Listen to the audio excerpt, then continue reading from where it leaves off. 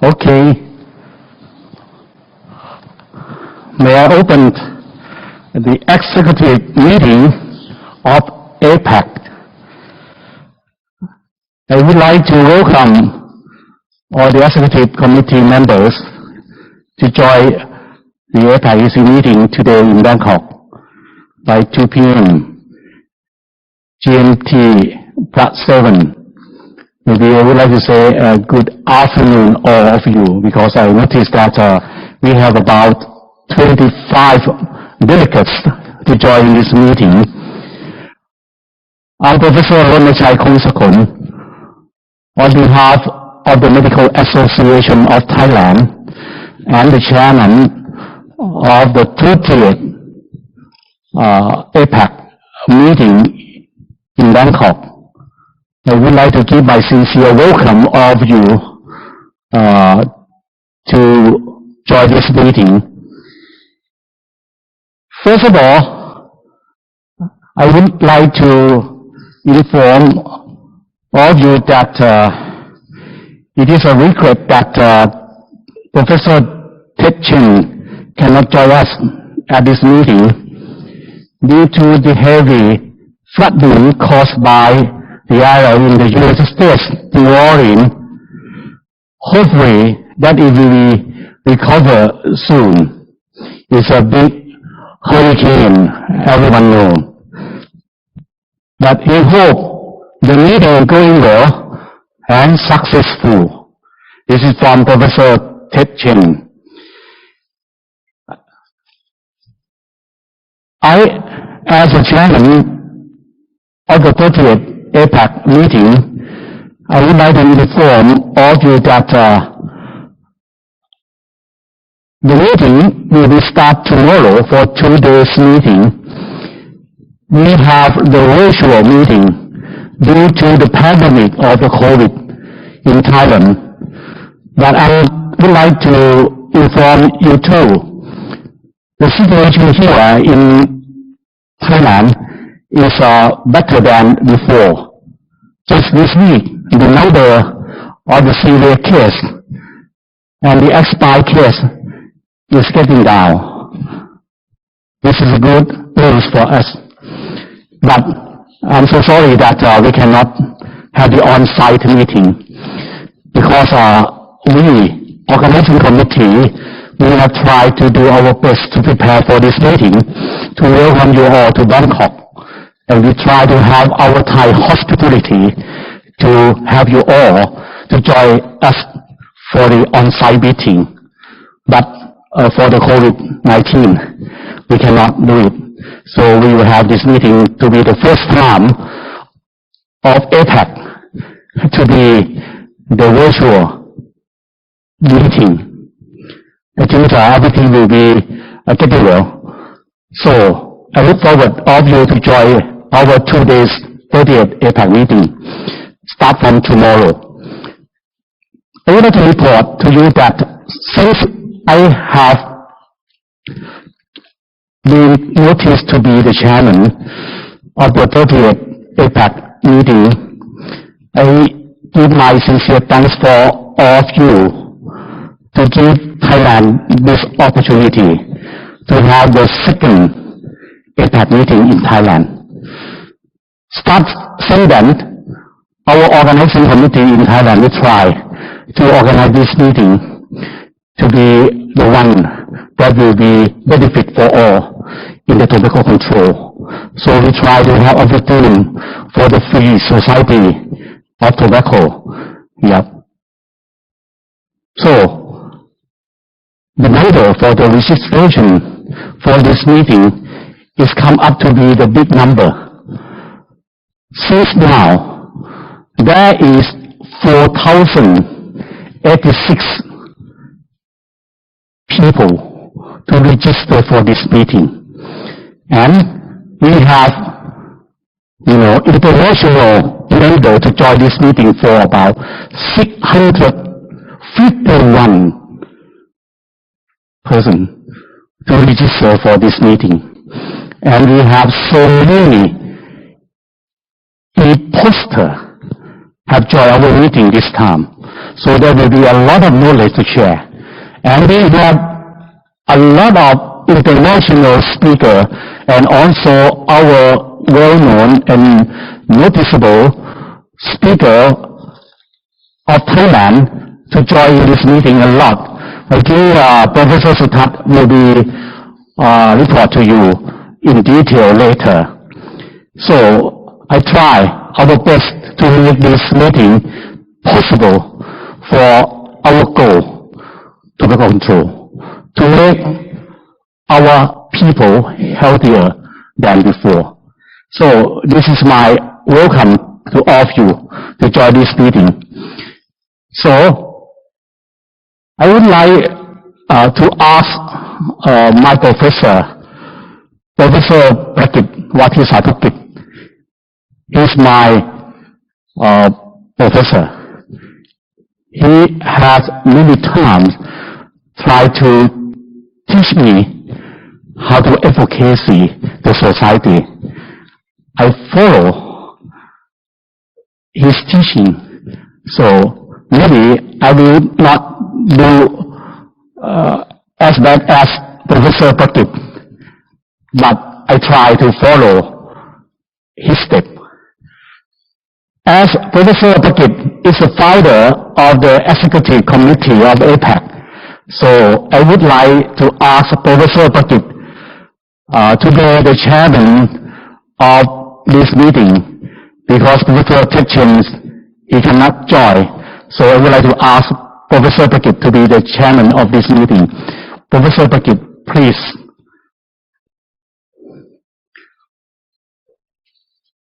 Thank you, Professor Ronachai.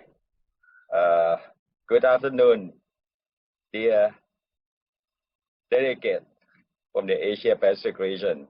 Some of them I saw your face already, Sakuta, Miyazaki, and I saw Professor Judy Mackay before. I had the list of the name that of this executive committee meeting, but many of them are old friends, and many of them are former president of the APEC meeting in the past, which we will have a chance to meet them and hear them. I just get an email from Greg Connolly that he cannot join this executive committee meeting because his grandson, 8 years old, just got the COVID and was admitted to the hospital last night.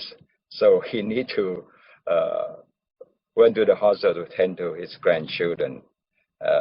Otherwise, he and Ted Chen both expected to grace this executive committee meeting.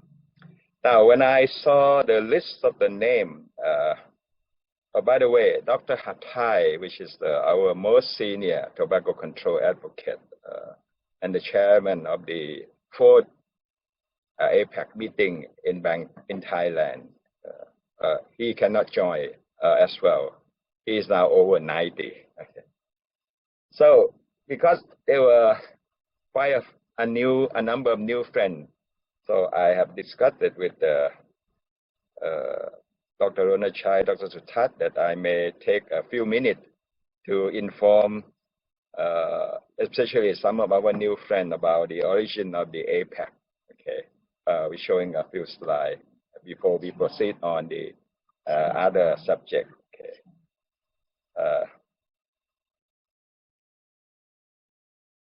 So, I'm sorry, this slide was made only yesterday. So, if there's some, okay. Now we know David Yen, Dr. David Yen, from the John Tung Foundation, Republic of China. He was a founder, and especially for many APAC meetings, he contributed funding to this APAC meeting. Okay. So he's the father and founder of the APACT. This was back in 1989. Now the thing that make John Tung Foundation organize the first meeting in Japan was back in 1989 when Thailand was targeted by the U.S. Trade Office for cigarette opening. Before that, there were 3 markets was opened by the U.S. Trade Office in Japan 1985, in the Republic of China 1987, and South Korea 1988. So the market opening agreement with the U.S. Trade Office was very favoring to the transnational tobacco company. And our friend from Japan,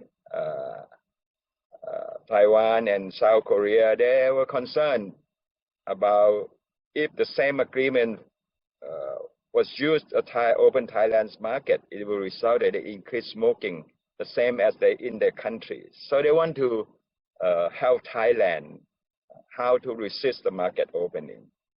So I received a letter from John Tung, from David Yen, in May to invite to go to a meeting in Taipei in June. So I show you the slide. He made up the flags of the 9 ASEAN countries who joined this meeting, 9 ASEAN countries. Okay. And then poster. So Ted Chen, as I say, Dr. Donachai said he could not join this APAC meeting. He's supposed to be or whatever capacity chair or running this meeting.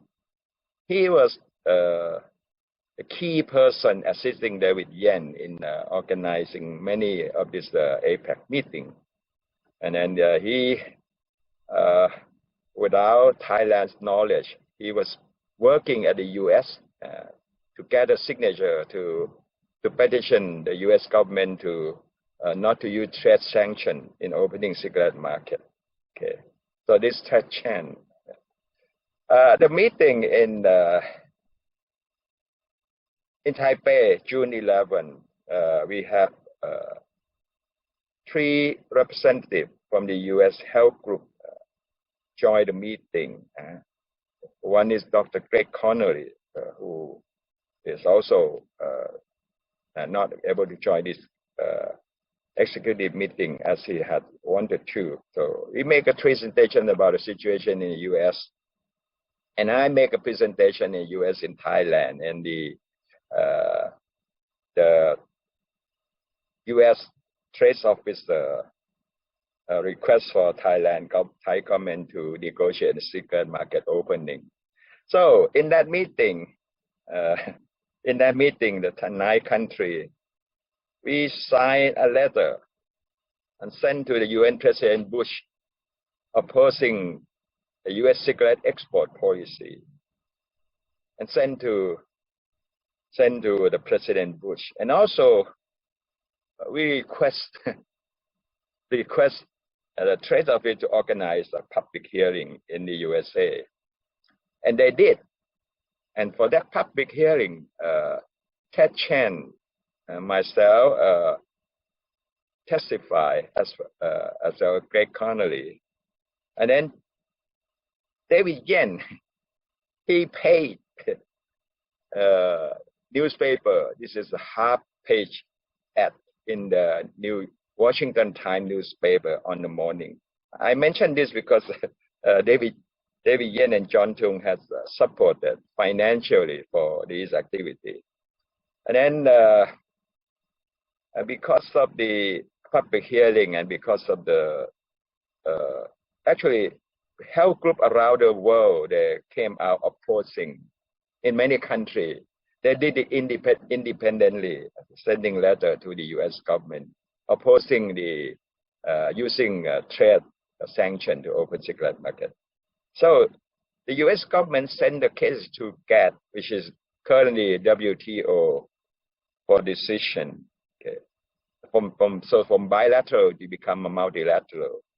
And then the U.S. health group, they call summit of tobacco control people around the world in January 1990, and where Judy McKay, Professor Judy McKay was there to plan the strategy to stop the U.S. export policy and countering transnational tobacco company. And actually, it started a global link, which is the very first computer available and connect tobacco control advocate globally.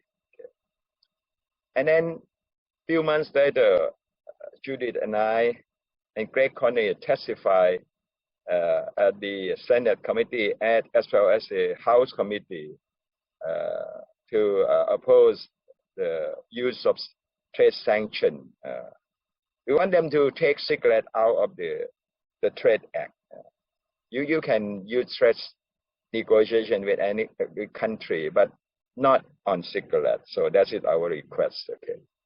So eventually, the Thai and U.S. case was decided by the GATT, or the current WTO, which is the USA bilateral pressure on Japan, Taiwan, South Korea was stopped, and Thailand is the last case.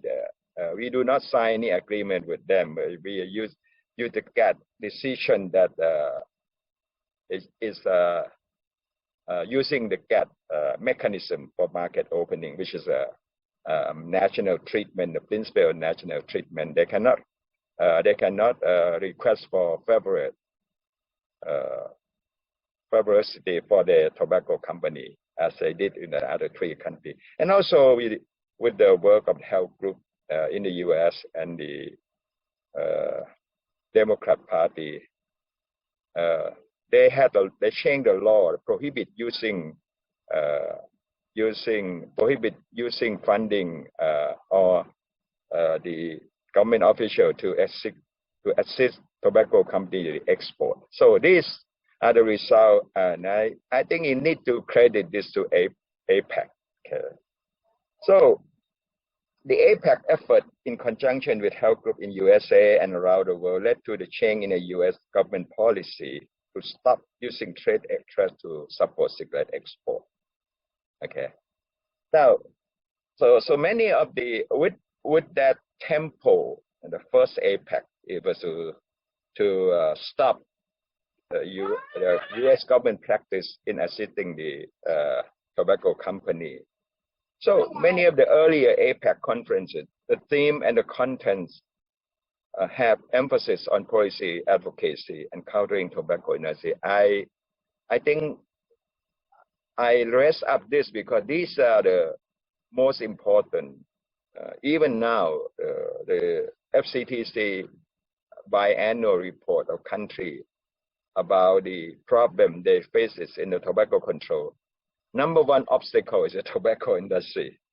Tobacco is the industry interference. So I hope this tempo of the APAC meeting, future APAC meeting, would carry on along this line, that is to emphasis on policy advocacy and countering the tobacco industry. And then this slide was provided by Professor Judy McKay for the previous meeting, and the chair, okay, number of participants, etc. So this is the second time Thailand organized this meeting, and then we hope this meeting will be carried on by country in the Asia Pacific region. So that's the history that may remind some of you, or those who already know some of it. Okay. So now we'll go to our today's business. I was told by Dr. Sutat that we will be able to probably have time for each country to delegate not more than 10 minutes.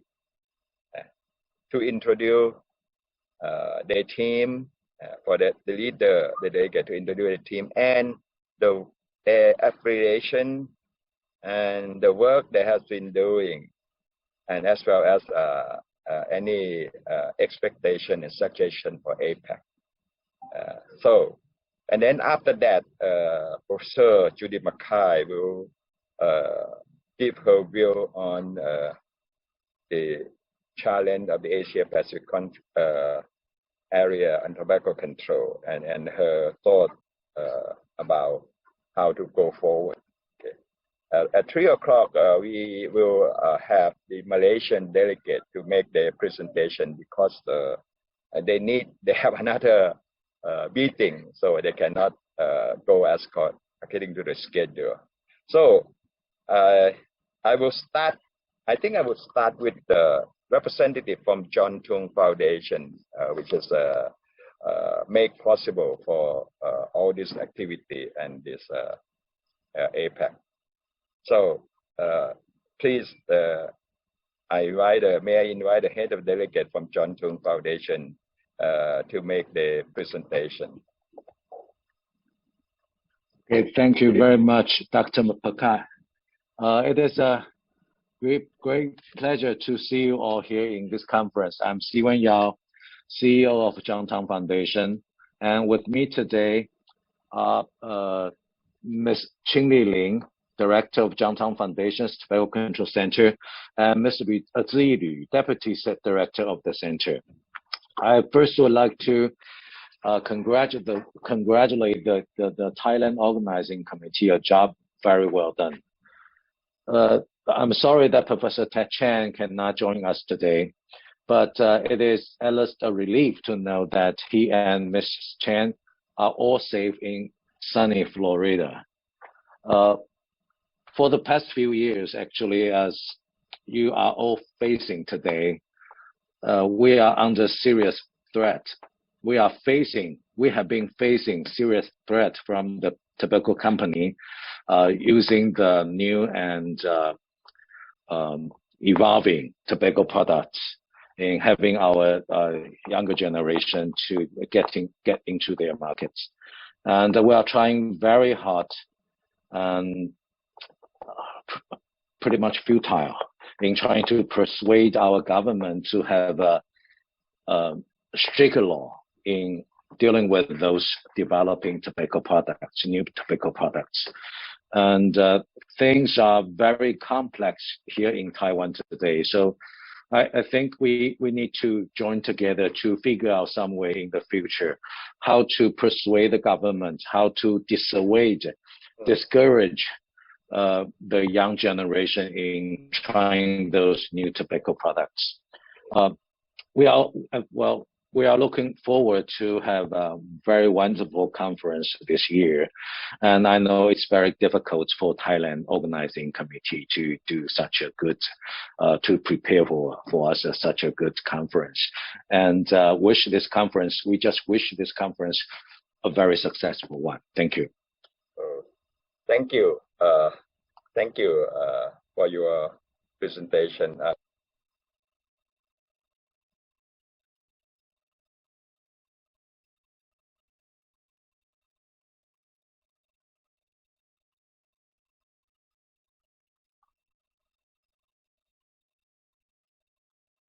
Rakit, we can't hear you. Dr. Pakit, the sound is off. Can you turn on the microphone again, please? Yeah. Okay. Okay. Can you hear me now? Yes, we do now. Yeah. Okay. Very brief. I mean, we also facing the problem, pressure from the tobacco company to open the e-cigarette and new product market. Okay. And then this is a big issue, and then many of the subject of this conference evolve around e-cigarette. So Professor Tat, may I go by country according to the printout that you sent to me? Yes, please. On the list? Yes, please do. Okay. First, top on the list is from Japan. I would like to invite chief delegate from Japan to introduce yourself, and then let us know what is work in progress, tobacco control, and challenge in your country within 10 minutes. Okay, please. Who is it, Miyazaki or?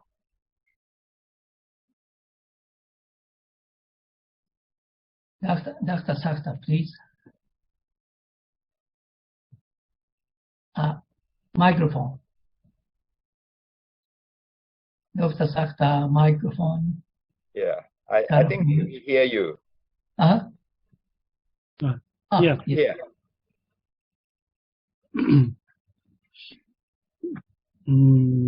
But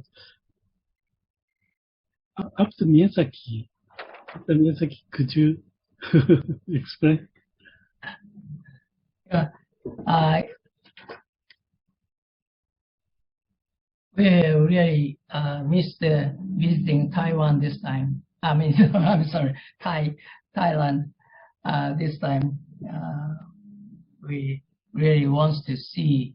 Last time that the Chiang Mai, Dr. Prakit running the program, and this time is Bangkok. So we were really expecting many things, but we couldn't make it. However, Dr. Roland Chai is doing well, and they prepared many things for us, and so I appreciate for the effort. And in Japan, the smoking rate is very declining so rapidly.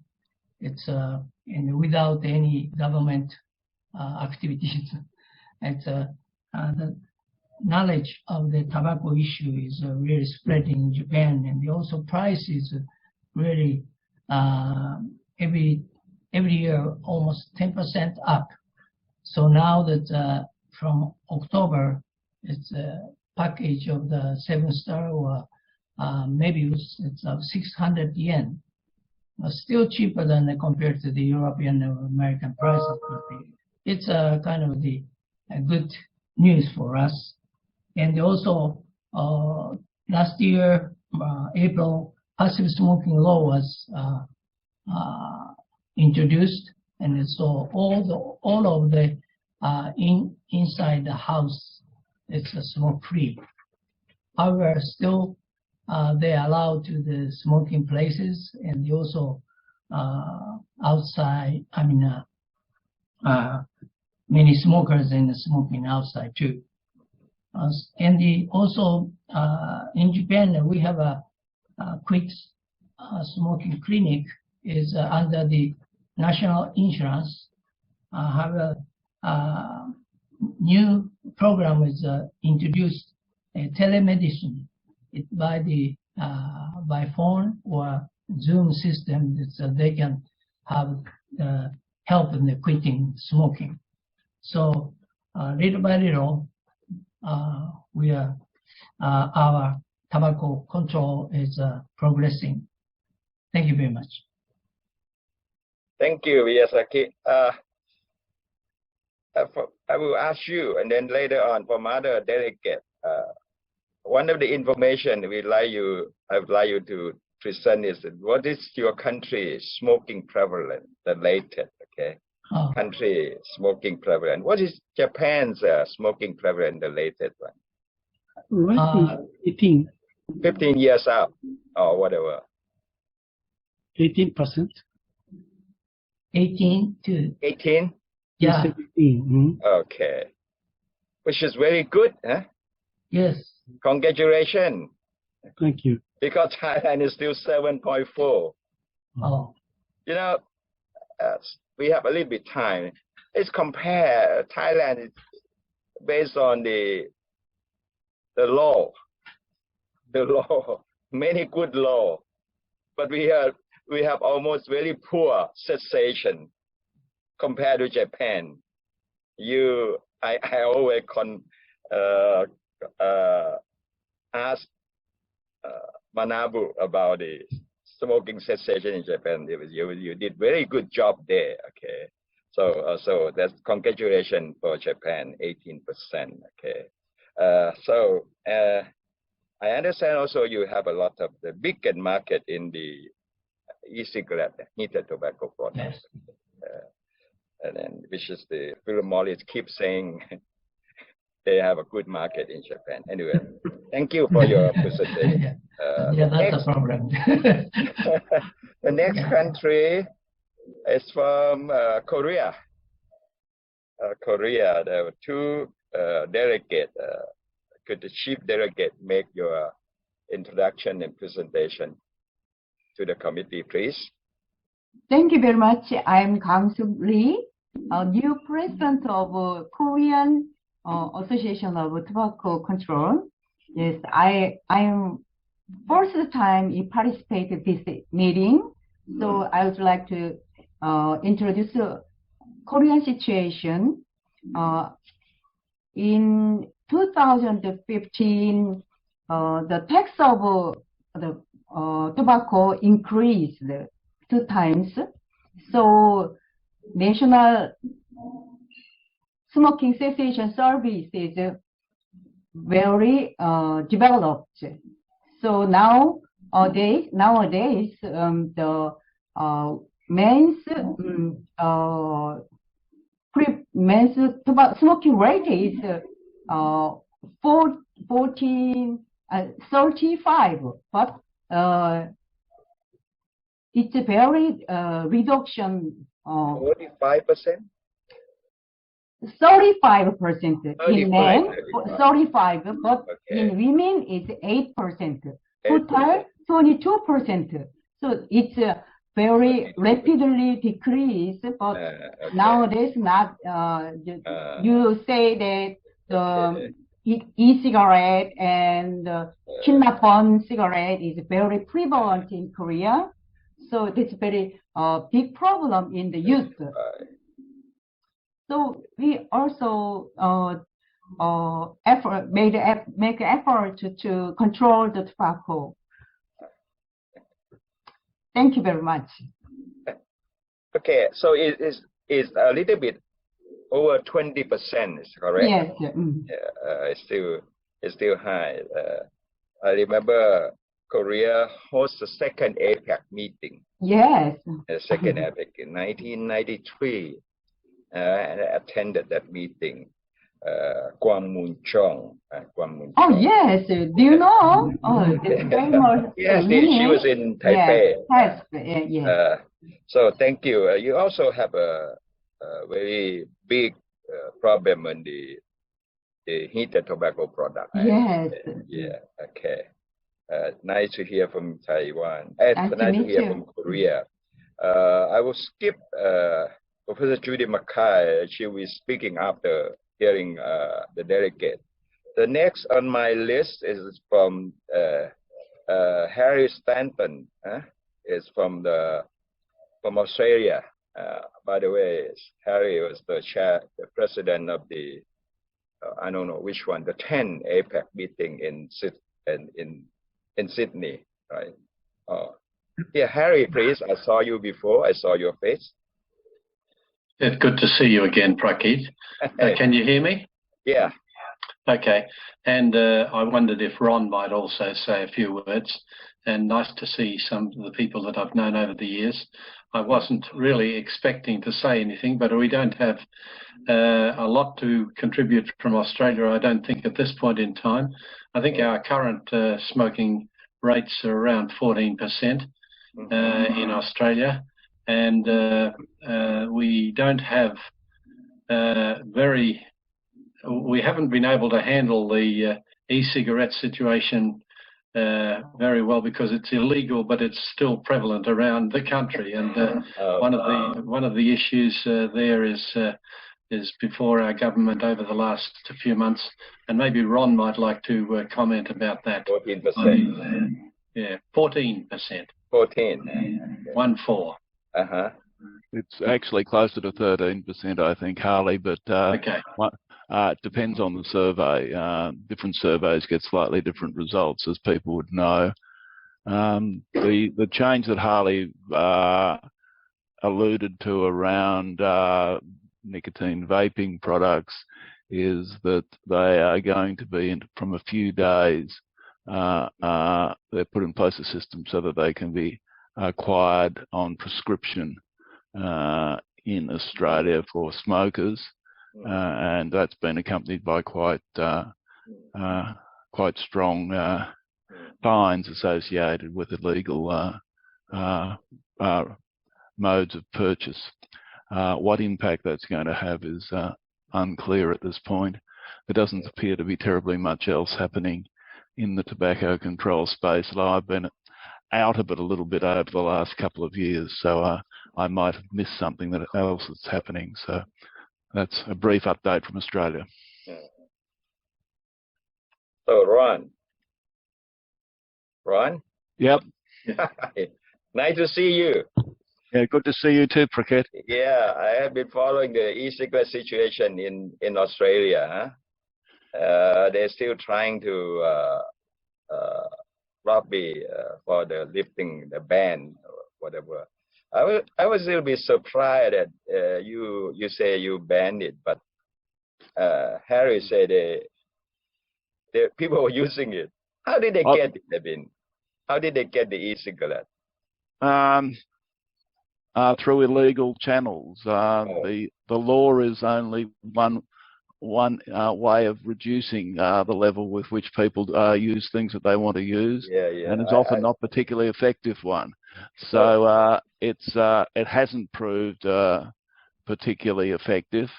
They're trying to provide a legal means for smokers, and at the same time they're increasing the fines for getting it in other ways. So whether that will change the situation or not,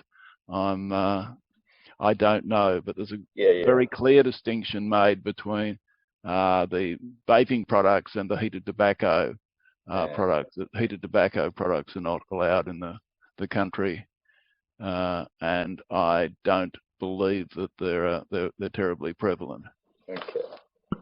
Okay. So thank you both of you, Harry and Ron.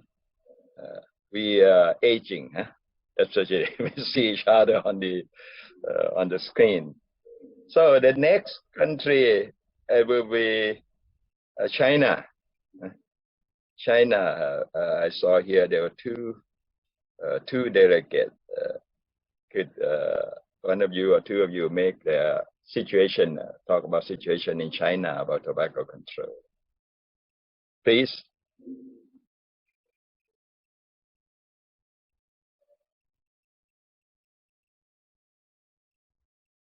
China?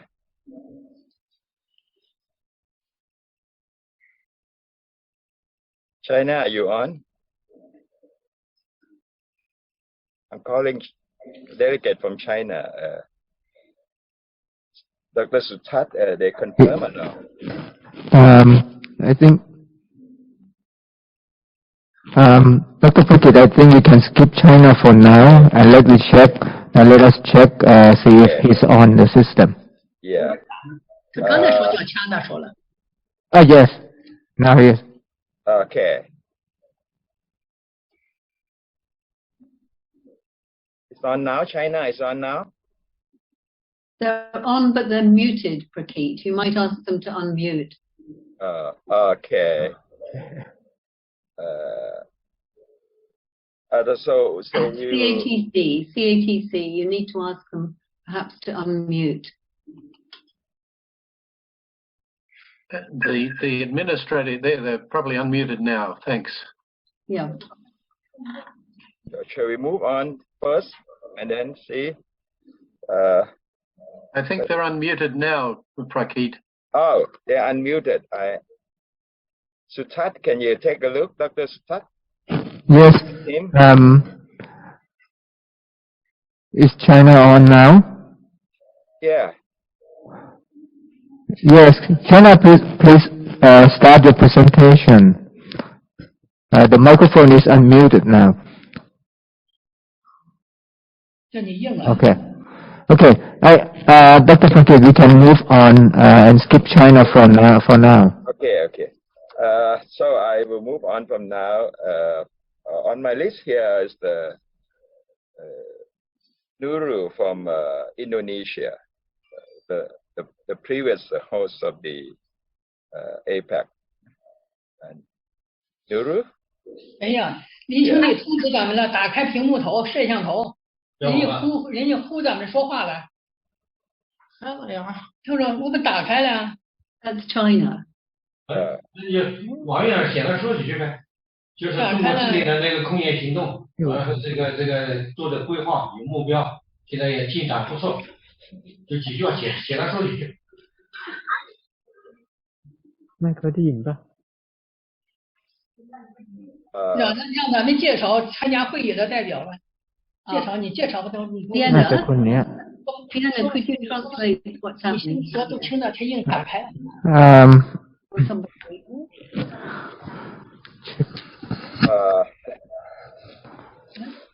王院长，让介绍没有像啊，你没像的话，你有声音，他让你介绍。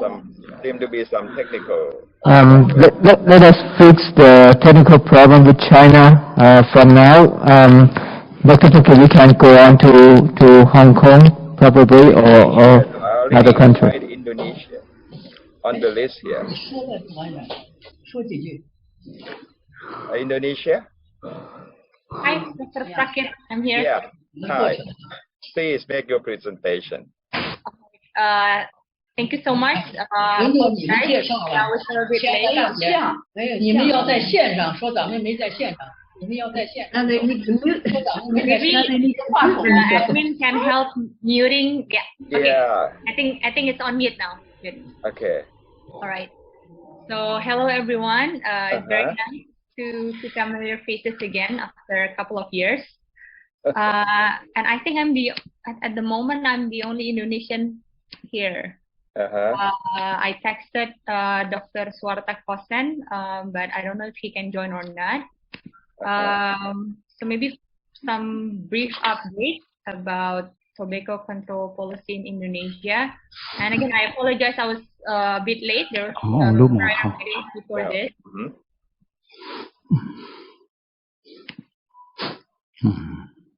Okay. So after APACT in Indonesia in Bali, there are some significant progress actually that never happened before. Even though we are still not ratifying FCTC, as mentioned in the previous APACT resolution, but there are some progress in the RPGM. So RPGM is the National Medium-Term Development Plan, produced by the National Planning and Development Board.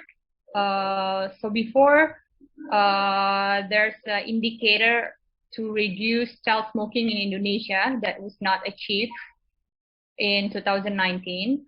And now in the RPGMN for 2020 to 2024, there are more specific strategies related to tobacco control policy to achieve that indicator to reduce child smoking in Indonesia. And those include 1, to increase tobacco excise tax, 2, to ban tobacco advertising, and also there's a mention about not using social supports for tobacco consumption. And this document is to be used as a guideline by the technical ministries, all related ministries, to achieve this indicator. So for example, about increased tobacco excise tax, now it's the responsibility of the Minister of Finance.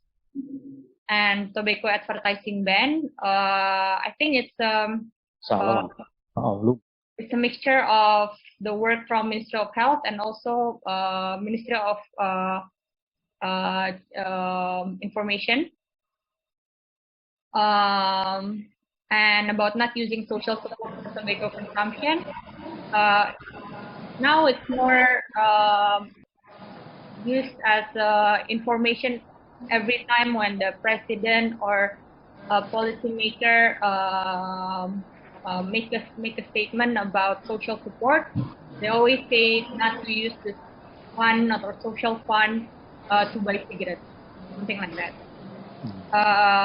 And also there are more specific targets for smoke-free regulations. So the target is to have 514 districts or cities to implement smoke-free regulations. And also in terms of smoking cessation services, the target is to have 250 districts or cities to implement cessation services. So we see a more detailed and measurable policy, not just a political commitment from the central minister. And in 2019, so a year after APACT Bali, the Minister of Finance increased tobacco excise tax by 23%. And this is the highest increase in Indonesia's tobacco excise tax history, which usually average in 10 to 11%. And even when APACT is held in Bali in 2018, there was no increase at all for tobacco tax. But the year after, we have increased by 23%. And following year, it's also around 12%, so still higher than the average. And also for the smoke-free policy, currently we have 71% cities and districts that have implemented smoke-free area regulation. So from 514 cities, now 368 already have that regulation. And also there's an so the increase is actually very high if you compare it to 2018, because at that time there's only 38 cities with smoke-free area regulations. And in addition to that, some cities and districts, they also ban specifically outdoor advertising ban and advertising ban in the point of sale. So currently there's 14 cities that already have advertising ban in point of sale. In 2018, we did not have any advertising ban in point of sale. So I think that is the major policy changes. Yeah. And also in terms of tobacco industry interference, in 2019, there's a huge media exposure about Jarum badminton. So all this time until 2019, there's scholarship badminton funded by Jarum. Jarum is the biggest kretek in the industry in Indonesia. And in 2019, the CSO in Indonesia, Lentera Anak Indonesia, make a case to put down the logo of tobacco industry. So now the championship is known as Indonesia Badminton Championship. So they're not using the Jarum brand anymore. And now it's sponsored by non-tobacco industry companies. Unfortunately, it's still affiliated with Jarum. But you don't use changing. It's still the tobacco industry. Yeah. Yeah, but they don't use the Jarum brand anymore. They use Blibli, which is like the Alibaba. Okay. It's like online shop portal. It's still owned by the Jarum big group, but it's not the brand of the tobacco industry anymore. Yeah. Okay. So I think that's the main policy change at the moment. Yeah. May I ask Dulu, what is smoking prevalence in Indonesia now? The last one. The prevalence? Yeah, smoking prevalence. Preference or smoking? Yes. Prevalence percentage of smoking of the population. Of smoking. So for children, it's 9.1%. Yeah. And adult? Yeah, and in adult, it's, let me look at the number. I think it's around 23 or between 23 to 30%. I need to double check the data, Pak. Okay. Thank you, Duru, for your presentation. Dr. Pakit, can I interrupt a little bit? We're still trying to fix the technical problem with the China representative. Dr. Liu and Dr. Su, could you please read the chat message that we sent to you so that we can set up the communication well? Okay. For now, you can go on to other countries first.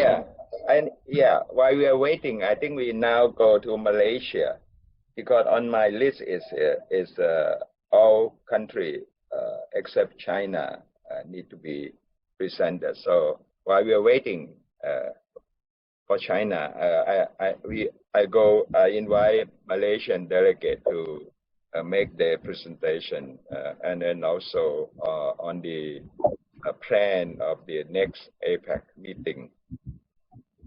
Please. Okay, thank you very much. On behalf of the Malaysian team, I would like just to mention that Prof. Amir apologized because he needs to attend another session. So I'll be presenting on his behalf for Malaysia. Is it okay on that side? Yeah. Can you all hear me? Yeah, we hear you. Okay. Okay, all right. So for the next host for 14th APAC 2023, which will be in Kuala Lumpur, perhaps I'll just share my slides.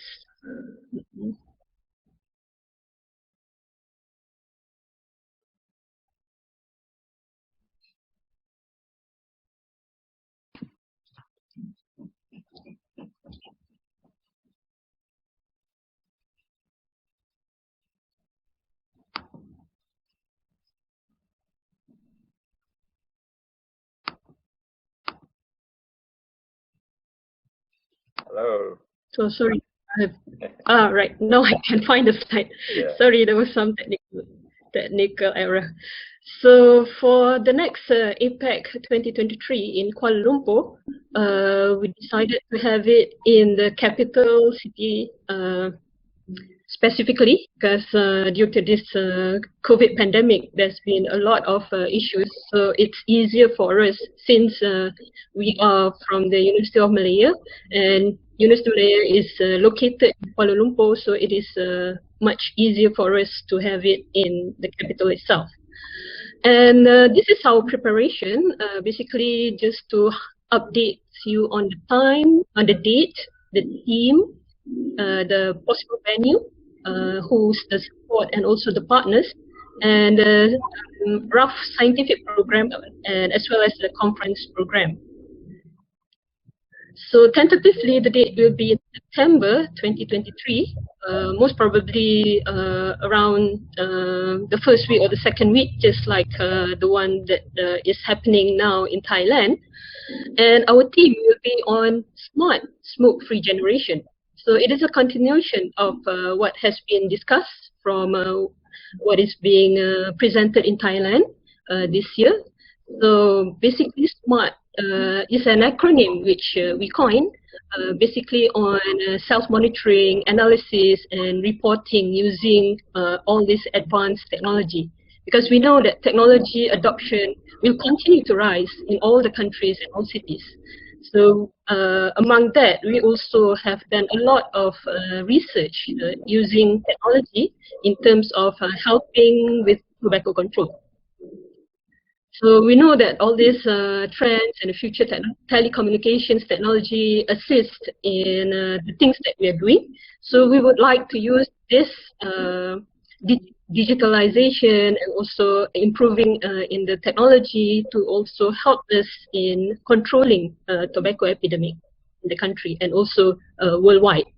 As what Sir Arthur Clarke mentioned, he said any sufficiently advanced technology is equivalent to magic.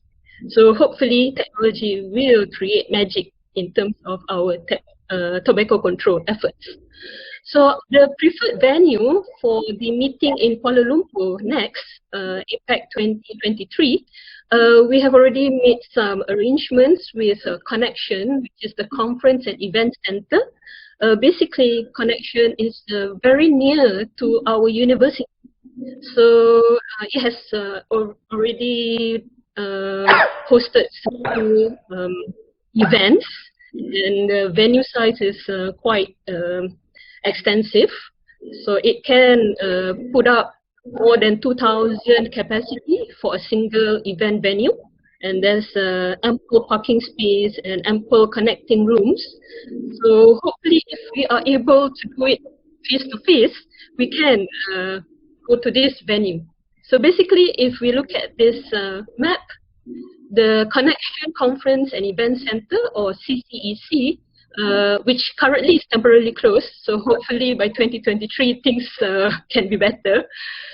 It is very near to our university, so it's just about 10 minutes drive away.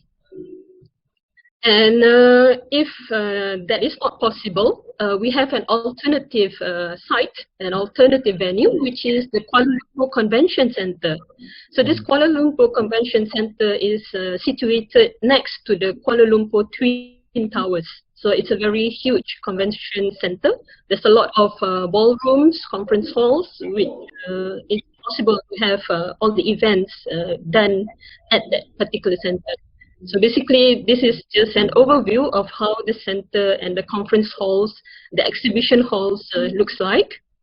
It's very huge, and there's been a lot of international events being conducted over there.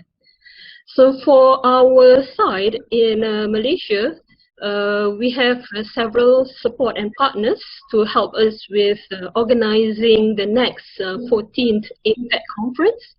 Mainly by the University of Malaya itself, and also the National Cancer Society Malaysia, which is an NGO. And it is also supported by our Ministry of Health, Ministry of Tourism, and other relevant NGOs in the tobacco control area. So unfortunately, I think it's all over the world, this issue is the same, because for us to source corporate sponsors is a bit difficult, since everybody is already focusing on the pandemic for the past 2 years. So it is a bit challenging for us to get corporate sponsors. Nevertheless,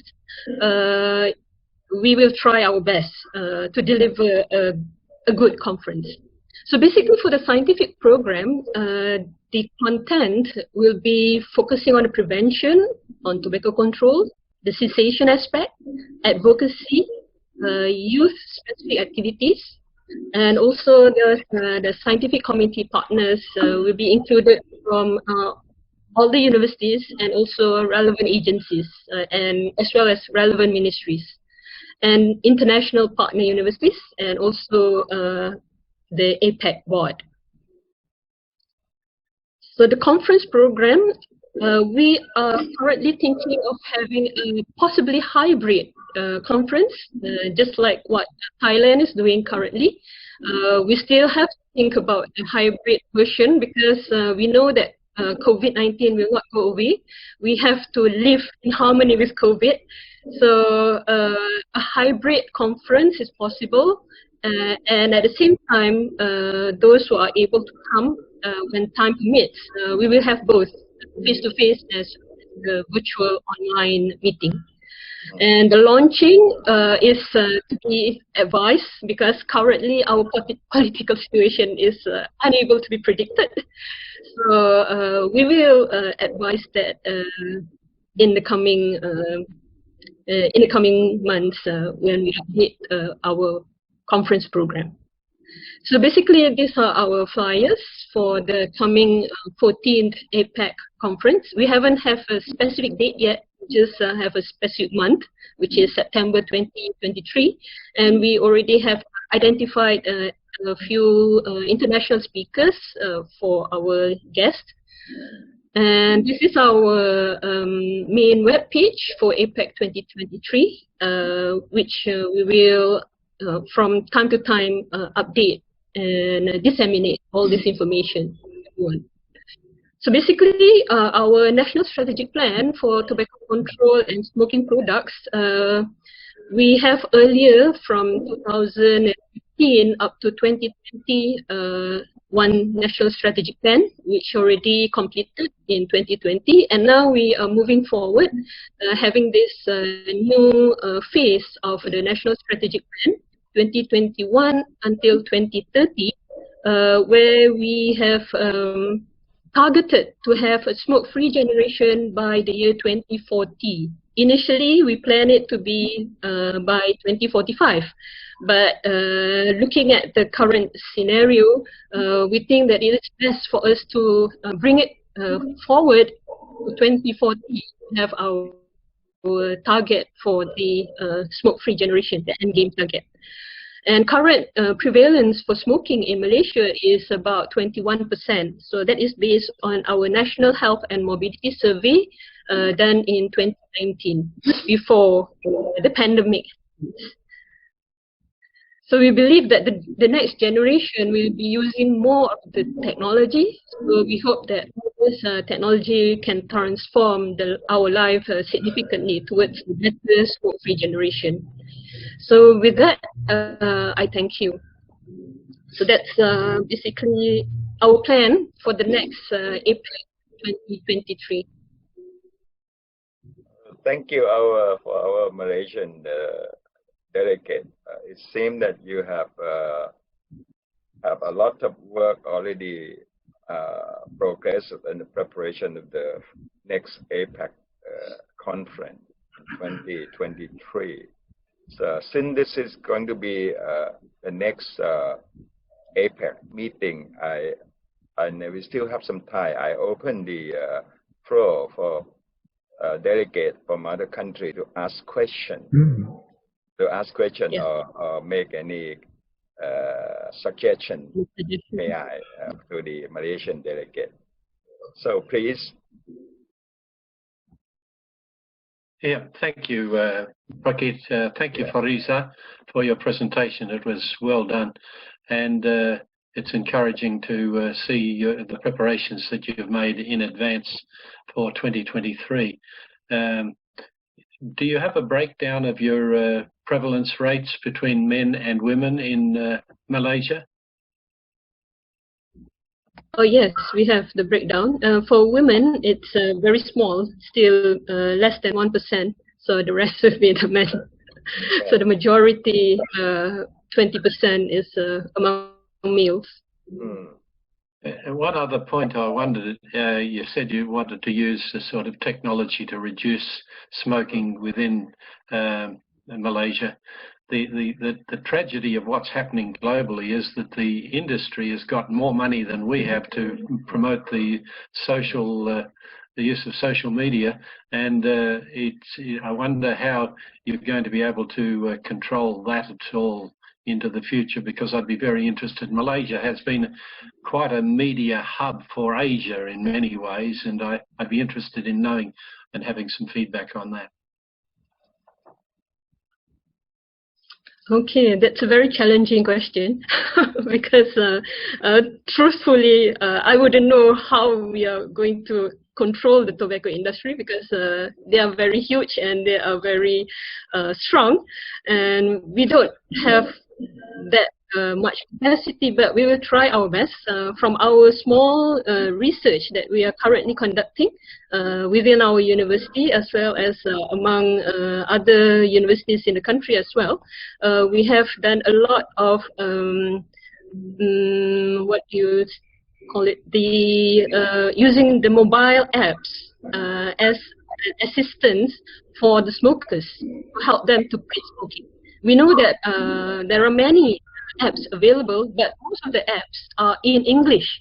So we have actually devised and developed one which is very customized towards our own population, because we know majority of the smokers in Malaysia are the Malays. So we customize it towards our own language so that we are able to help them. So we are trying out this, and we also have developed a few modules on assisting the smokers to stop smoking by helping them with focus groups in terms of getting them to quit smoking, rather than doing it themselves alone. Because sometimes they might need support and more motivation for them to stop smoking. So that it's in terms of the cessation aspect. But in terms of advocacy and also in terms of prevention, there are also other components which our team has also developed. We have developed a few modules on advocacy modules, helping our own university students to help them become advocates, and also to assist the secondary school students who are within the vicinity of our university. So there are a few of the secondary school students who are also being adopted as part of our university's program. So our university students assisting the secondary school students, so them being like the contact person or the agent of change to help the younger generation in terms of understanding the issue of this tobacco epidemic. So those are some of the things that we are doing, and we have developed a small, it's kind of like a small storybooks for the younger children to also read and for them to be able to understand. Because rather than giving them technical information, we convert it into stories. So we hope that this will engage them and will help them understand why is it important for them to know, and also why is it important for them to be part of this smoke-free generation. Because living in a healthy, clean air is everybody's right. So we have to instill that positive and correct mindset among the younger generation. So the technology that you mentioned is use the technology to help in smoking cessation mainly, right? Okay. Yeah. Any other? And we also use technology in terms of assisting in our training, because previously, before the pandemic, all our training are face-to-face, and now we've converted into digital training and electronic. So that's also using this platform, this kind of platform like Zoom, and also other classrooms like this. Any other question? So you say the 21%, and then the female is really low. So the male is above 40, right?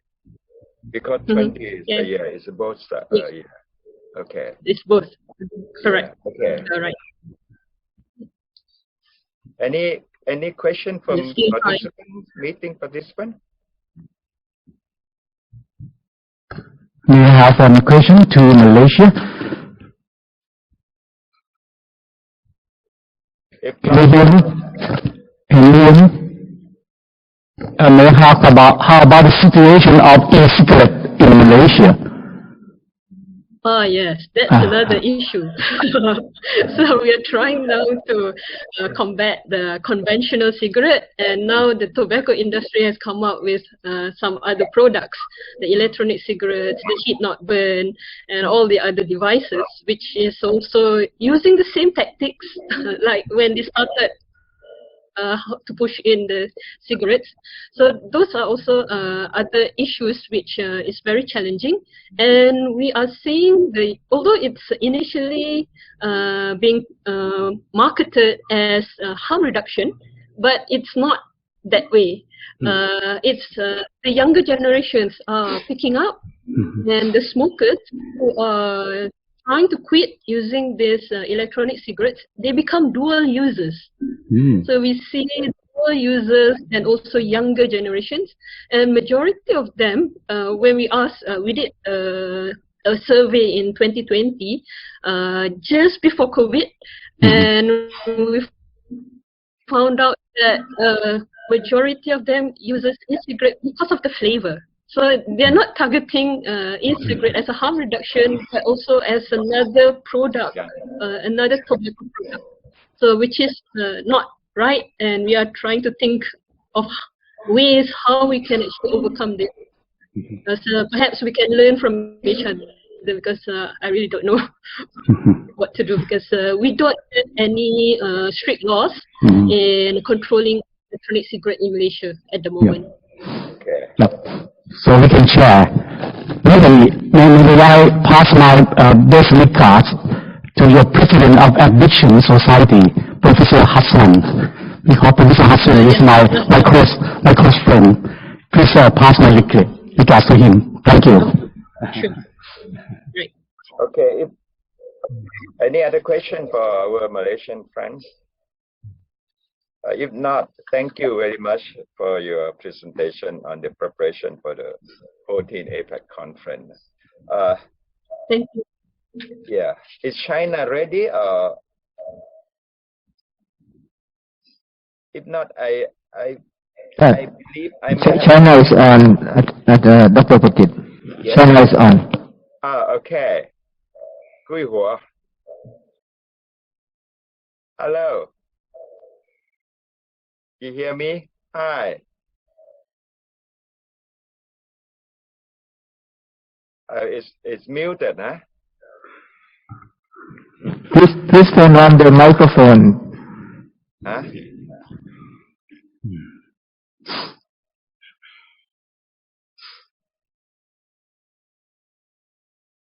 Technical problem.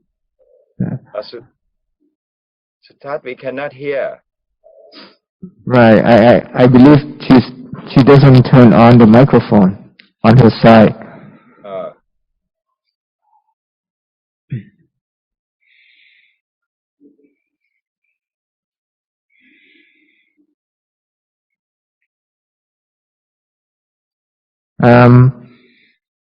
China, can you please turn on the microphone?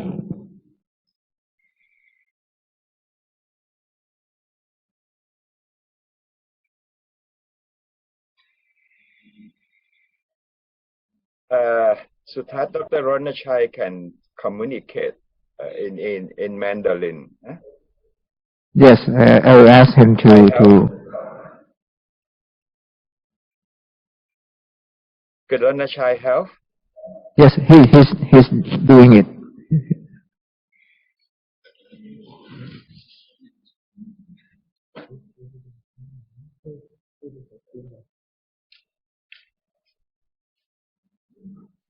Just 1 minute. While waiting, Sutat, we still have Hong Kong, right? Yes, please go on to Hong Kong first, and then we'll come back to China. Okay. While waiting, while you are solving the technical problem, may I invite Hong Kong delegate to make the presentation? Yeah, good afternoon. This is Henry Tong. I'm the new chairman of. Can you hear? Okay. Can you hear me? Okay. Yeah. Okay. I'm the new chairman of the Hong Kong Council on Smoking and Health. Okay. I became the chairman last October, so it is the first time I joined the APACT meeting. I'm very honored to be able to see Professor Prackett and Professor Judith on the screen, and many of our colleagues from all over Asia.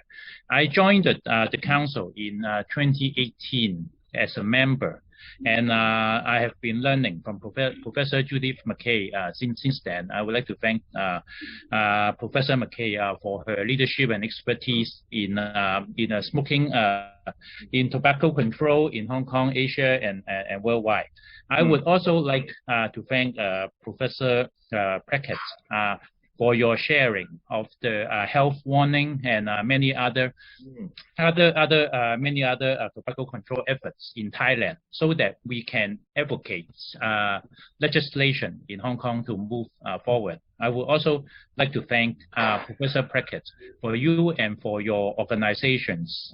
You have written to our Hong Kong's Legislative Council in 2017 and 2019 for our tobacco control advocacy, which have been very useful. Thank you. First of all, I would like to introduce the smoking preference in Hong Kong. I would say under the leadership and expertise of Professor Judith McKay, the tobacco control efforts in Hong Kong has been quite good, in my opinion. In year 1982, the smoking preference in Hong Kong is 23.3%. In year 2017, it was dropped to 10.0%. But in year 2019, which is our latest data, year 2019, the smoking preference in Hong Kong had a slight rebound to 10.2%, which is quite concerning to us, and I'll explain the reasons. And also, in terms of the smoking preference among young people, the smoking preference I just explained was the adults over 15 years old. And in terms of the young people's smoking preference, for the youth smoking preference in Hong Kong, it also has a steady drop because of efforts from our government, from Professor McKay, and from our schools and from our education departments. In year 2004, the smoking preference among youth in Hong Kong was about 10%. In year 2019, it was dropped to 1.5%, which we think is not good enough. It's good. We still have a long way to go. However, as many of our colleagues explained today, our biggest threat today is the alternative smoking products, the HTP and the e-cigarettes. According to the government's survey, among all the secondary school students in Hong Kong, about 2.3% of them have tried the alternative smoking products. And currently, there are about 0.8% of secondary school students in Hong Kong who are current users of e-cigarettes, and about 0.5% of them they are HTP users, which are very concerning to all of us, and also to me as a parent. Yeah, I have a son who's in university age, and I have a daughter who's in high school age. I have talked to, of course, my children, they don't use any tobacco products. However, I have talked to some of their friends who smoke HTP or who smoke e-cigarettes. All of these young people that who are unfortunately user of alternative smoking products, all of them told me that they believe that these ASP are less harmful, and because they're older, they have a pleasant odor or they have less odor, so they think it's not harmful to them, and it's not harmful to the people around them, and they can hide them from their parents because the parents can smell it, and which are very, very concerning us, because these young people, they were attracted by the wrong claims from the tobacco companies. There are a few major concerns of our smoking for our council on smoking and health. The first one and the biggest one is proposed total ban for the import and sale of all of these HTP and e-cigarettes in Hong Kong. We are. I think Professor McKay will explain later too. We're in a huge battle right now. The chance is 50-50 in our legislative council. I've been meeting legislative councillors and government officials every week, almost every day, trying to present the latest research from the Hong Kong University, from the World Health Organization, and from other independent agencies to show them the harm harms of heated tobacco products, and young people, not just young people, but adults, should not be able to touch them at all. But of course, as many of our colleagues have said today, our biggest adversary is the tobacco companies. They have more budget than us, and they have more marketing people and more PR firms helping them. And we are working on a limited budget. But still, I have tried my best. Our council have tried our best to unite all of our stakeholders in Hong Kong to advocate for the total ban of these alternative smoking products in Hong Kong. A bill is in our Legislative Council right now, and we expected that our Legislative Council will vote on them and vote on the bill in the middle of October. And we feel that our chance is 50-50.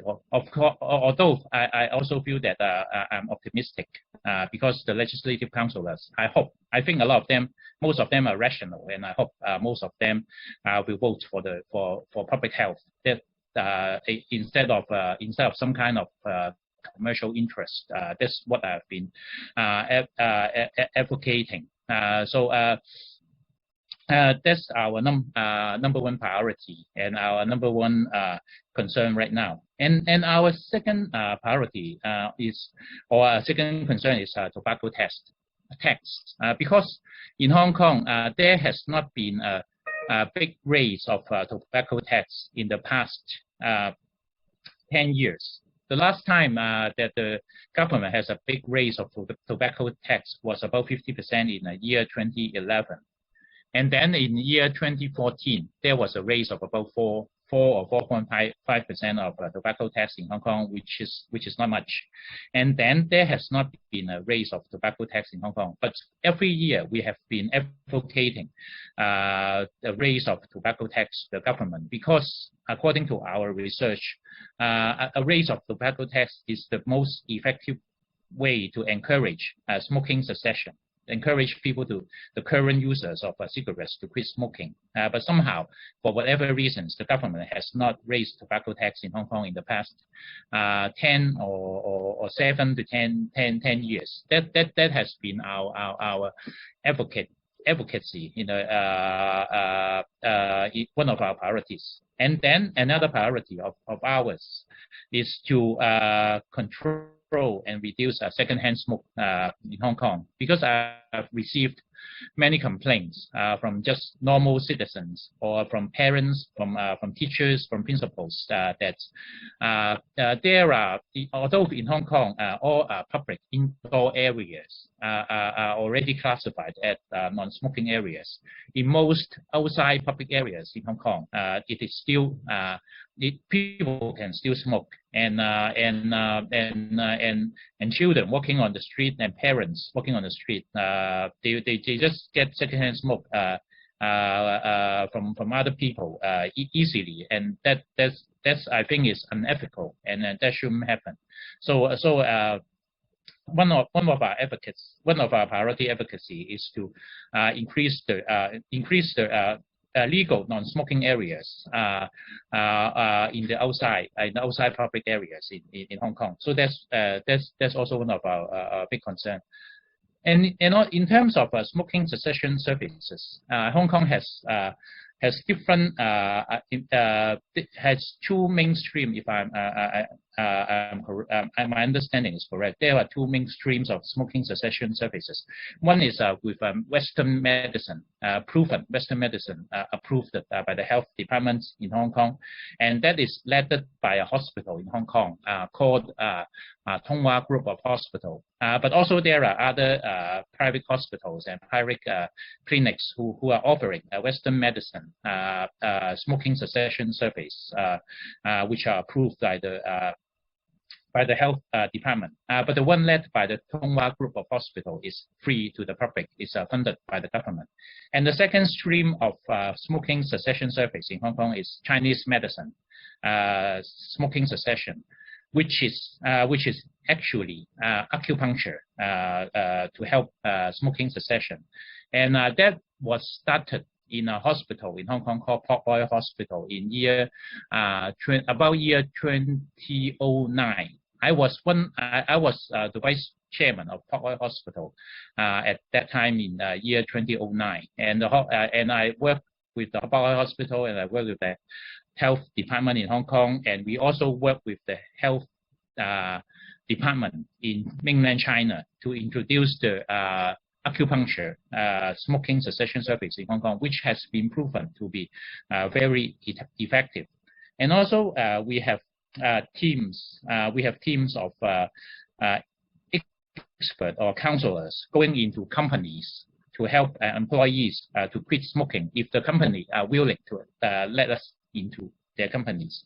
And also we also have programs working with building management companies to help, because we have found that for the security guards in apartment buildings and in office buildings in Hong Kong, their smoking preference of these security guards have been quite high.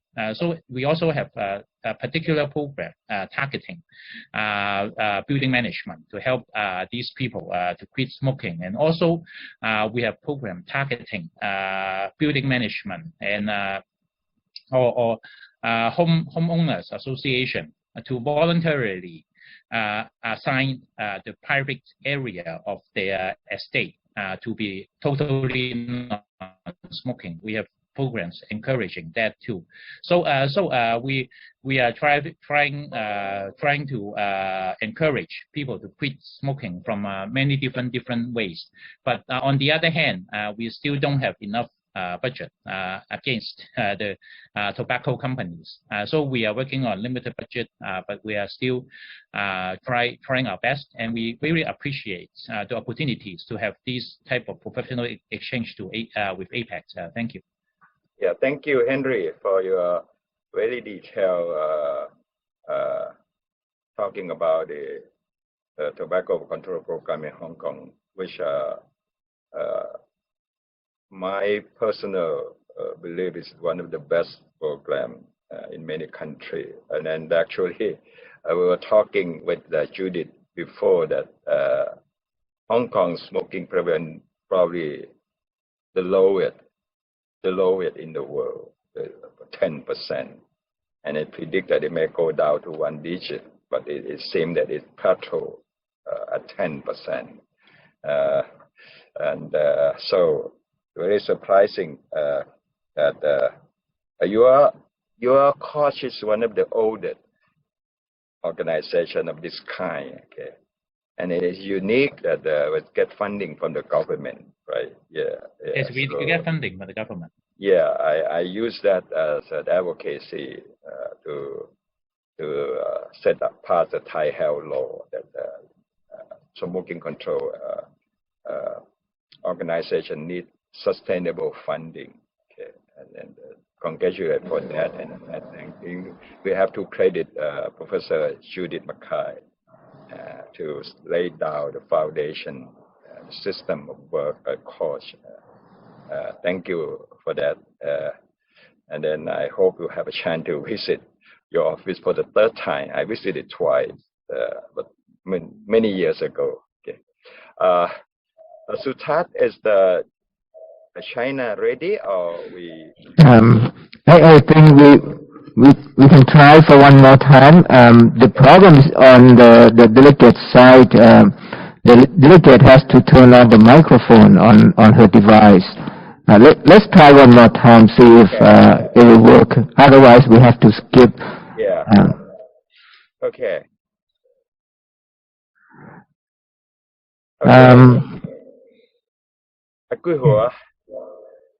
I remember her. We got to meet her several times.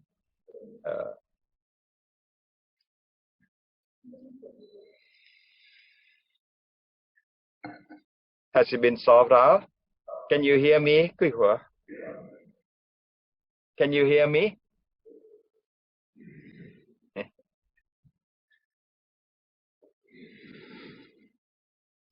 I think the problem is still remains. Can we move on? Yeah, I think we have,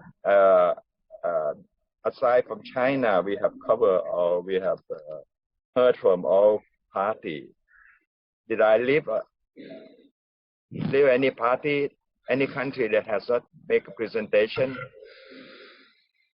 No, I think anyone from Singapore. I think we covered Singapore. Is there any delegate?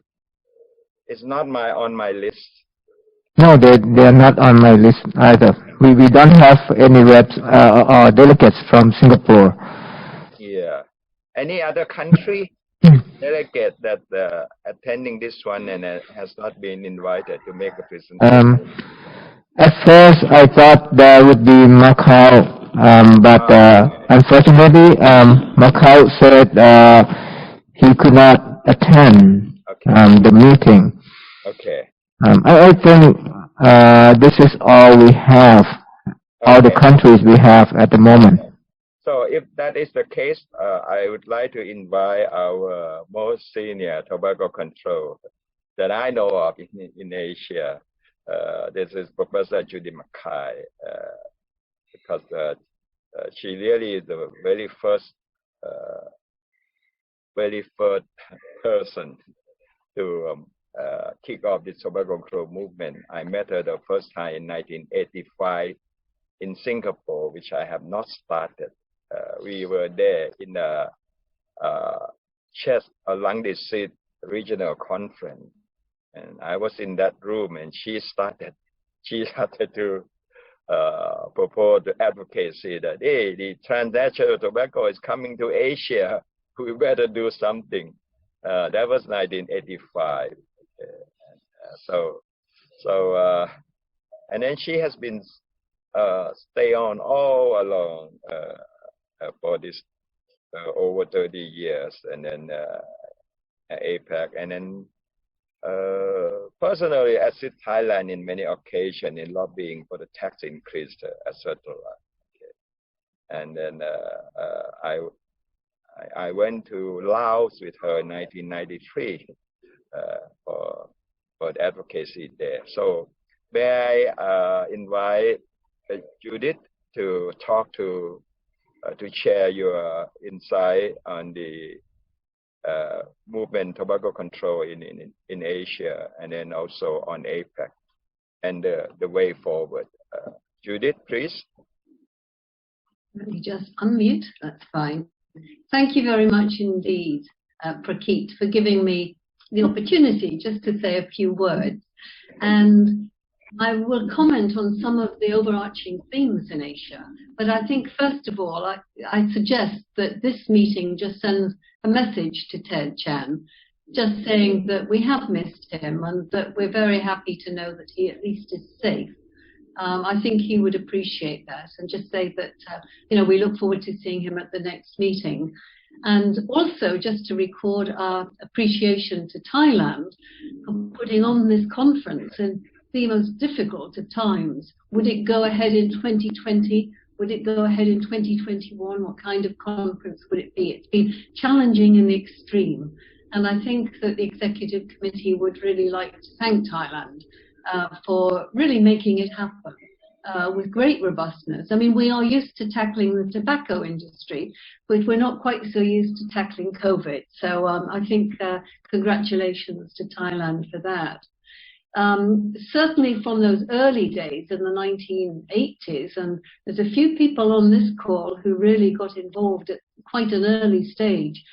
It's been very nice to see how it has spread in terms of really the support and the people working on it. I think Bloomberg has a lot to be credited for in terms of making tobacco control a career path in many lower income countries, and Gates as well. So it's just changed very much from those very early days when we were very few voices into being really quite a family of tobacco control advocates, as you can see now. Interesting to hear from Indonesia, because my comment there would be that we always hope that one thing these conferences do is to stimulate action in the host country. The government officials are often involved. They're often having to show and tell and to report what they're doing.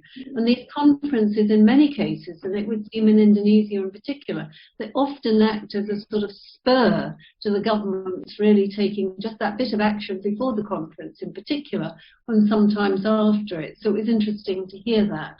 And I think it's been nice to see from all of these prevalence rates that there has been, over the last 30 years, a gradual reduction in smoking prevalence in most of these countries. But we do have major issues, and it seems to me that there's three quite common themes that we're having to deal with. One of them that Henry mentioned, and also Mr. Yao from Taipei, is this whole question of the new epidemic of new tobacco products. I'm very pleased to see that this conference will be giving quite a profile to both e-cigarettes and heated tobacco products as to what they should do. And I think that lies ahead of us. But that's a challenge to us, a major challenge. The second one is grappling with tobacco industry interference. There are still a few countries that are really following the traditional medical model without really fully engaging in what the tobacco industry is doing. And I think that unless we actually tackle tobacco industry interference, and it's so well outlined now in the atlases that SIATCA and the GGTC are doing, with Mary Assunta in particular, that it outlined there that unless we address tobacco industry interference, we probably will never be fully successful in tobacco control. So those are the sort of first two. And the third one, of course, is COVID. But on the other hand, while tobacco industry behavior during COVID is absolutely appalling in terms of they're going into vaccine production, their CSR is on overdrive, offering all sorts of things to countries like masks and with their logos on, of course. They're trying to get in these new tobacco products while everybody is looking in another way. And in fact, we have a whole plenary that has been introduced just to look at the effect of COVID on the tobacco epidemic. But it's also an opportunity, and that to my thinking, it's probably the first communicable epidemic that really is so linked to the non-communicable epidemic, because we know that all the risk factors for non-communicable diseases, such as smoking, such as obesity, are all making it either more likely you get COVID or the outcomes of COVID much worse. So we do have a bit of an opportunity to really, as we're looking at developing better health systems, we're looking at an opportunity to really try and integrate these much more. So I think these are our major issues in Asia at the moment: the new tobacco products, the tobacco industry interference, and this sort of problem or opportunity of really coping with COVID. Now, we also have some immediate challenges for APACT. We really need some new, younger members to take APACT forward. And this is not quite 100% straightforward of just bringing 30-year-olds onto this committee, because what you also need with APACT is enough seniority in these people for their voices to be heard and to be listened to. So I think we still need that combination of age and experience, but with younger people sort of coming in and taking up the challenge. And we've been moderately successful in doing that, but not quite successful enough. And the second challenge that APACT has is the 2025 meeting. We heard only this week that Macau, on whom we were expecting to do the 2025 meeting, Macau can no longer do this, or at least that organization, Macau cannot. So I think I've sent round just within the last 48 hours a list of where all the meetings have been, and I think we've got a rather urgent task, not necessarily at this meeting. We may not be able to decide whether the 2025 meeting goes, but will there be opportunities or offers from the countries to put this on? My most immediate thing about that is whether Hong Kong, sorry to surprise you with this, Henry, whether Hong Kong would like to fund it and organize it for a second time. It's 20 years since we had it in Hong Kong. Or whether particularly a country like Vietnam or Mongolia might be the other two possibilities. And I'm always trying to find a nice specific island so we can all go off to this wonderful Pacific island and resort and have one of the conferences there. I mean, those are just my immediate suggestions on hearing that Macau will not be able to do it. So as I say, 3 problems for Asia: the new products, the tobacco industry interference and COVID, and then our challenges with APACT of just bringing more younger people in and then really deciding, having to suddenly decide unexpectedly what to do about the 2025 meeting. So I suspect that the 2025 meeting might occupy us for some part of the rest of the meeting. So, Pratik, that's just my thoughts on what's been said. But, you know, wonderful presentations. And the reality is that the smoking prevalence has come down. In 30 years, Asia was festooned with advertising on billboards, on TV. That's reduced. Smoke-free areas have come up. Pack warnings. You know, on most places in the world now, we've got the graphic pack warnings. We've made enormous advances over this time. So congratulations to APACT and all the countries here, and let us have strength in going forward. Thank you. Thank you, Judith. Thank you, Judith, for all your effort. You know, you are doing 200% on tobacco control. not over 100%, it's 200%. Okay, Sutat, shall we try China over the last time? We can try, but I believe the problem is probably the hardware or the microphone on the delegate side that we cannot fix. Okay, so I think Donachai should communicate with our Chinese. He already did. He already did. He tried. So for our business, it seems that all the agenda has been covered except what Judith had just mentioned about the 2025 APAC 15 meeting, which is originally Ted Chen was try to work with Macau to be the host of 2025, but we later heard is that they are not ready to host the 15 APAC meeting. Shall we spend some time discussing this? Although Judith had mentioned a couple of possibilities, such as Hong Kong, and then such as the Pacific Island. We do not have Singapore here. They have and for the country, 9 country in the first APEC meeting is Singapore is there also, and then Indonesia is there also, and I believe Singapore is probably the country that have not host the APEC meeting, although they have held the World Conference Tobacco and Health. So that might be a possibility. Shall we? Any suggestion from those of us who are present in this meeting room? I mean, this. Any suggestion? Yes. Harley here. I think Judith's suggestions were excellent ones, and I think that we ought to pursue the possibilities. As I received Judith's email a couple of days ago, and I wondered whether even New Zealand, but if there was a Fiji involvement, they might be, not at the moment because of COVID, but Fiji would be the largest of the Pacific Islands that would be able to be involved.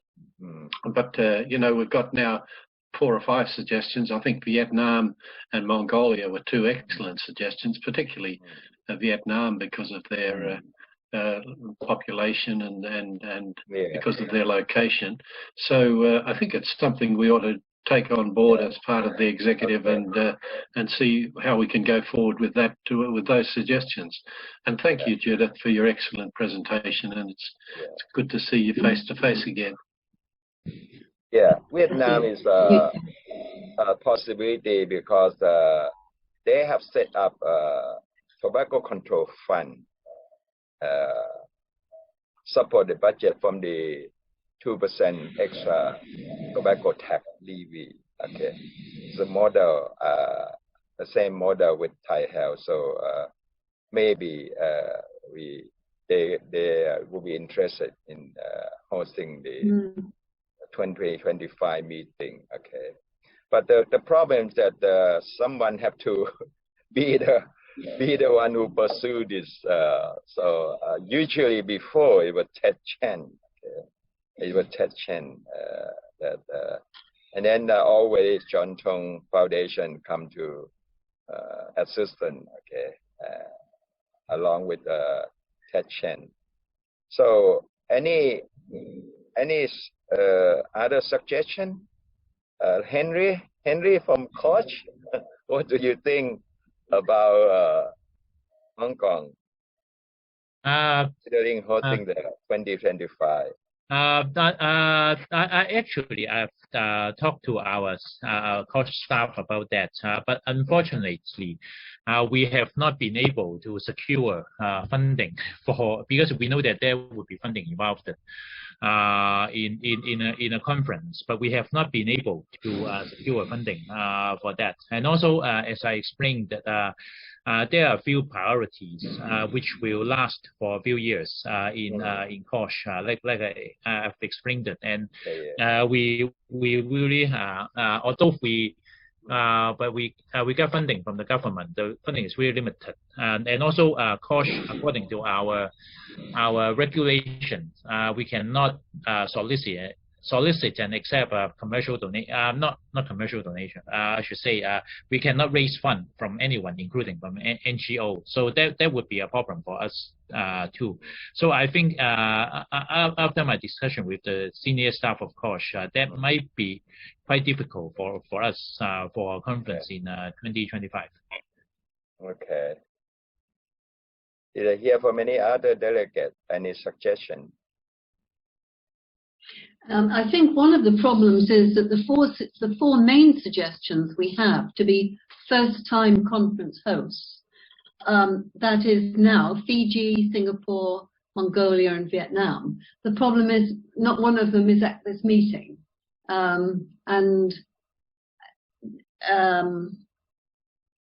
it was 2012 that Singapore hosted the World Conference. So 2025 would be 13 years later. The rest of them haven't hosted any references at all. But as I said, none of them are party to this discussion. But all of them, actually all four of them would have, that would be quite attractive venues, in fact. I think we need to make sure that we can engage with some people from those countries, and I think that's something we can take on board. I'd be happy to consider making contact with some people in Fiji. You'd probably have better contacts in Vietnam or Mongolia than I would, but Singapore should be relatively easy to make contact with. Yeah, Singapore.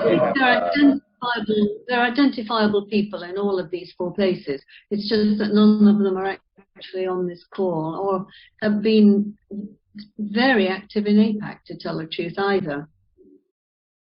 I mean, perhaps, Ted, the suggestion could be that that you request that Ted, as the permanent sort of executive of this organization, the executive committee, could pursue, I mean, just pursue with all four of the countries as to whether there would be an interest, and then hopefully bring a proposal forward to when we meet in Malaysia. I think that might be the way it would work.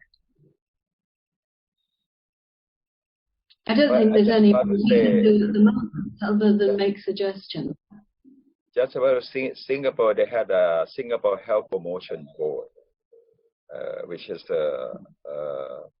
have close contact with Thai Health Promotion Foundation, and they had a very big budget, you know, for the 5 million population. They had the same budget with Thai Health. So if they get interested, they can easily organize a meeting. So they have a strong. They also Singapore Health Promotion Board. They're taking care of tobacco control in Singapore with all the funding and the project.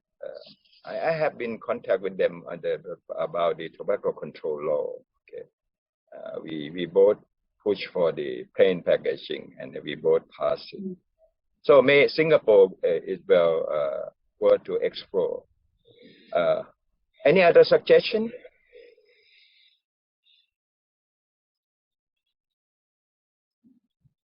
Korea is also Korea may also maybe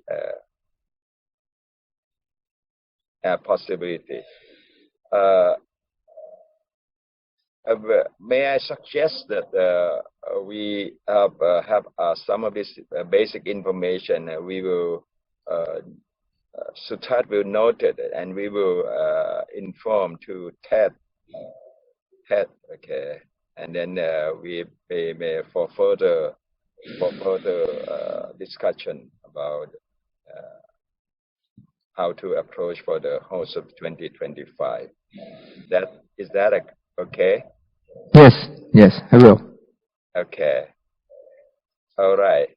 Okay. Any other business discussion that any of the delegates would like to raise? I noticed. Yes. Yes, I really appreciated Judith's comment in relation to Ted. I think it would be good too from the meeting to actually send our greetings to Hatay. Yes. Yep. Okay. Yes. Okay. Any other matter? Oh, sorry, we could not hear from China, but as I say, Ronachai who can speak Mandarin, will communicate with our friend China delegate. And then so it's left for me to thank all of us who joined this executive meeting. And then I really appreciate Judith's concern about our next generation of young people to carry on this APAC movement. On my presentation, I try to get one slide which I saw earlier from the Philip Morris projection. They project 4 cigarette market in this ASEAN country: Indonesia, Philippines, and Vietnam, Thailand. All 4 their projection, it will grow, but Thailand probably the less it will grow cigarette market. So because of the population growth, even though the smoking rate has come down a little bit, so I think we still have a good way to go until we approach anything near the so-called smoke-free society of 5% end game, or so-called. And then my personal experience is that Philip Morris now become in Thailand more aggressive, much more aggressive than 30 years ago. Their strength come with their market share. Okay, so now they are getting more market share than the Thai tobacco monopoly. Plus, they are very aggressive in promoting the e-cigarette, the new tobacco product. So it's much more. Even without the U.S. government assistance, they go there by their own directly to the politician, okay, to obstruct the policy and interfere with policy. So it's going to be a big difficult future road ahead. And I thank and I congratulate Hong Kong, Japan, who get the smoking prevalence down different way. Japan they concentrate at cessation, and then they get success on that. Philippines is not here. Philippines also, even though the program is not so good, they get a very good tax reform that drive down the smoking right now to close to 20 now, 21 something. So I think we all will fight on for the tobacco control in this region. And I appreciate and thank all you who delegate who attend this meeting and make your presentation. And we will carry on the spirit of John Tung, which David Yen had created, and to save the many population of this Asia Pacific from the tobacco hazard. Thank you very much. Dr. Pakit. Yes. Yes. We still have the Thailand OC report. Okay. Sometimes you have a report. Okay. Let me just briefly inform all the EC members, just briefly, see how we prepare and where we are at in terms of the 13th APACT that is going to happen tomorrow. Can we share the slide? This is the Thailand OC report. As you know, we have postponed the 13th APACT from 2020 to 2021 due to the crisis. If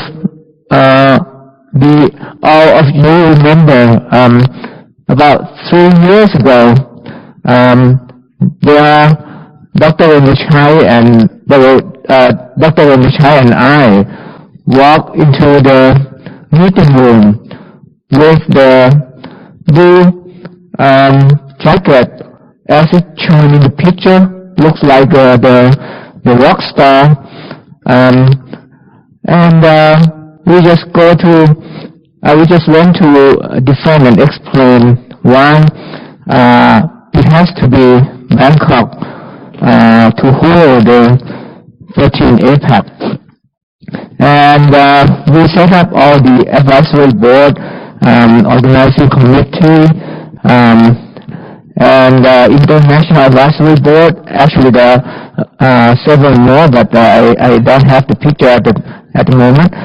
We also seek for the sponsors, and we could recruit about 18 national organizations to help us as a sponsor for the 13th APACT. We made several announcements. As you can see, the one on the left-hand side, still the first one, it was the first announcement. And the one in the middle was the second announcement. At that time, we still think that the situation may not be that bad, and we still pray for the on-site meeting. But unfortunately, starting about almost 2 years now, as you all know, that the COVID-19 pandemic occurred, and everything changed. We still have to work on the uncertainty. Everything could change every single day on the daily basis. And so, although despite of the uncertainty, we tried our best to make the 13th APACT to be held on September 2020. However, the situation did not appear better at all. So we discussed with Professor Tetchen that we may have to postpone the APACT, the 13th APACT, to be held about 1 year later on the same date. And we hope that by this time we could be able to hold 13th APACT normally. We didn't plan for the virtual conference like this, but apparently the situation did not appear better at all. So this is where we are at. At first, we planned for the hybrid meeting, means that we could take people on site as well and the online as well. But now we have to switch the plan to become the 100% virtual meeting for the 13 APAC. And everyone will see how it looks like tomorrow morning. And we still use the same thing, spreading, moving together for a tobacco-free society. We have 34 sessions with more than 100 speakers. 75 of them are the international speakers. What we have is that we have 4,107 delegates, and of that number, there were 671 international delegates, and there are 178 youth. 76 of them are the international delegates. There are 335 abstracts submitted to us and will be published in the TAD journal. 268 of them are the international ones. This is all I have, just briefly for the 13 APAC 2021 that is going to happen tomorrow morning. Thank you very much. Well, thank you, Supat, for informing the executive committee about the status of the APEC meeting now. My last word is Judith always say that how do we nurture our younger generation to take over? I have to inform Judith and Stan and Manabu that I intentionally keep a little bit behind a young chap like Dr. Sutat to organize this meeting, okay? Because if you want to train someone to work, you have to put them into work. So that's my philosophy, strategy. And thank you, Sutat. He's probably the person who worked the hardest. I can tell everybody. Okay, and he had a bright future. He's the chairman of the Department of Medicine, and then he had passion and tobacco control, and we can at least in Thailand we can rely on him, look after him to continue this work, and then so it's all it left for me is to thank everyone once again, and then call the meeting, adjourn this meeting, and then very happy to see our old friend, even though it's on the screen, and hope all you have a nice evening and enjoy, and please follow the APAC meeting online, and then we will discuss later how to go forward. Thank you. Dr. Prakit, before we finish the meeting, could we just take a group photo together? Everyone, could you please turn on the video so that we can see your face? And if whoever that could take off your mask for just a few seconds, it would be nice. I will do that too. If not, you can feel free to wear the mask. Okay.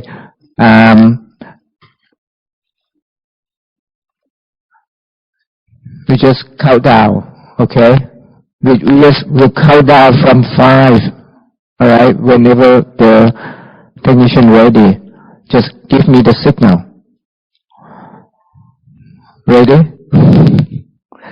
Okay, 5, 4, 3, 2, 1, smile.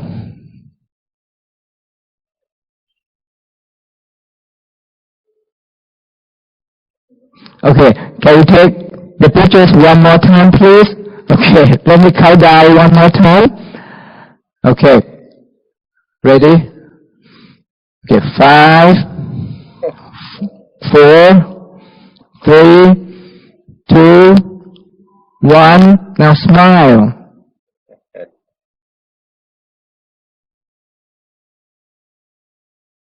Okay. Okay. Well said. Okay. Bye-bye. The meeting. Thank you very much. Bye. Thank Have you. a good health, Bye. everyone. Thank you. Bye-bye. Okay. Thanks, Prakeet, for standing in. Short notice. Thank you. See you all tomorrow. Yeah. See you tomorrow.